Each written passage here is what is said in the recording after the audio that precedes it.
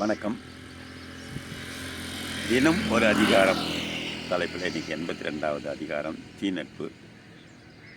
பருகுவார் போலினும் பண்பிலார் கேண்மை பெருகலில் குன்றலினிது. உரிநட்டு அறின் உருவும் ஒப்பிலார் கேண்மை பெரினும் எழுப்பெறும். உருவது சீர்தூக்கும் நட்பும் பெறுவதும் கொள்வாரும் கல்வரும் நேர். அமரகத்து ஆற்றலுக்கும் கல்லாமா அன்னார் தமரின் தனிமை தலை. செய்தி ஏமம் சிறியவர் சாரா சிறியவர் கேண்மை எழுதலின் எய்தாமை நன்று.